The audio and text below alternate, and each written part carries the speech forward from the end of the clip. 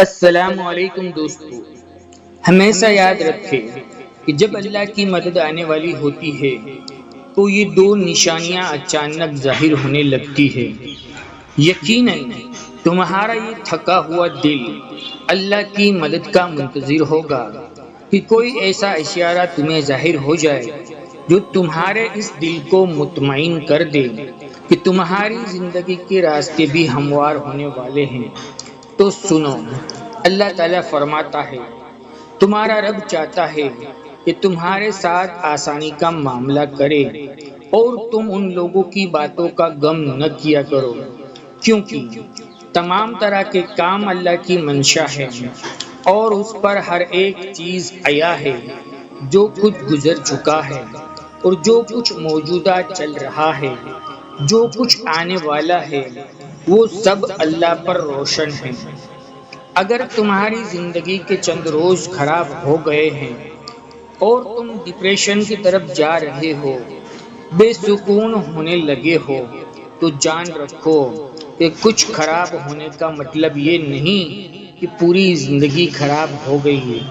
اللہ تعالیٰ فرماتے ہیں کہ تمہیں تمہارے حال پر چھوڑ نہیں دیا گیا، اور مومن کا اعتماد اسباب پر، دنیا پر نہیں بلکہ اللہ پر ہونا چاہیے۔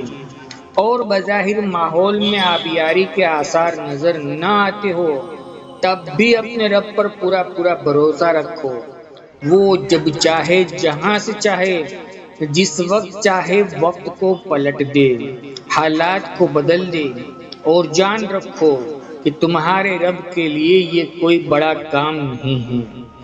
حضرت موسیٰ علیہ السلام کا وہ واقعہ یاد کرو کہ سامنے سمندر آ گیا، قوم دیکھتی ہے کہ فرعون اپنے لشکر سمیت آ گیا ہے اور پوری قوم خوف زدہ ہے، لیکن اس وقت حضرت موسیٰ علیہ السلام کا یہ جواب آیا کہ ڈرو نہیں، میرے ساتھ میرا رب ہے، وہ راستہ دے گا، وہی مدد بھیجے گا۔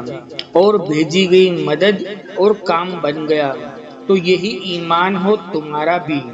اللہ فرماتا ہے، جہاں کہیں بھی تم ہوتے ہو، اللہ تمہارے ساتھ ہوتا ہے، اور جس کا یہ یقین قائم ہو جائے، نہ اس کا حکم زمین آسمان ٹال سکتا ہے۔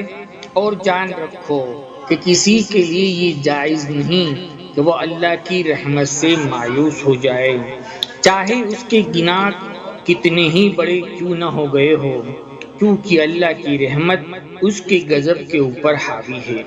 نبی کریم صلی اللہ علیہ وسلم نے فرمایا کہ تم میں سے ہر ایک اپنی ساری حاجتیں اور ضرورتیں اپنے رب سے مانگے، یہاں تک کہ جوتے کا تسمہ بھی اگر ٹوٹ جائے تو اسے اپنے اللہ سے مانگو، کیونکہ تمام طرح کے اختیارات اور بھلائی اس رب کے ہاتھ میں ہیں، جس کی نگاہ ازل سے اب تک تمام زمانوں پر حاوی ہے۔ پر مسئلہ تب آتا ہے جب تم لوگوں سے تبصرہ کرتے پھرتے ہو اور اس کی توقع کا احساس اور امید رکھتے ہو۔ لہروں کے ساتھ لاشیں بہا کرتی ہے، تیراک نہیں۔ میرا رب فرماتا ہے، اور جن لوگوں نے اللہ کو چھوڑ کر دوسرے لوگوں کو اپنا مددگار بنا رکھا ہے اور ان سے امیدیں جوڑ رکھی ہے، اس کی مثال اس مکڑی جیسی ہے۔ وہ بھی ایک گھر بناتی ہے، مگر سب سے کمزور گھر اس مکڑی کا ہوتا ہے۔ کاش کہ تم جانتے ہو کہ اللہ کی قدرت ساری چیزوں کے اوپر غالب ہے، اور اس رب نے جو چیزیں تمہارے لیے بنائی ہیں وہ تمہیں تلاش کر رہی ہے۔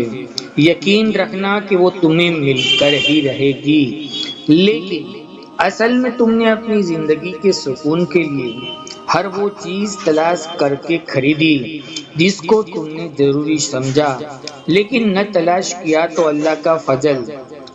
اگر اللہ کی مدد چاہتے ہو، نہ تو اللہ کی امان کو ڈھونڈو جہاں تمہارے لیے راحت کا سامان ہے۔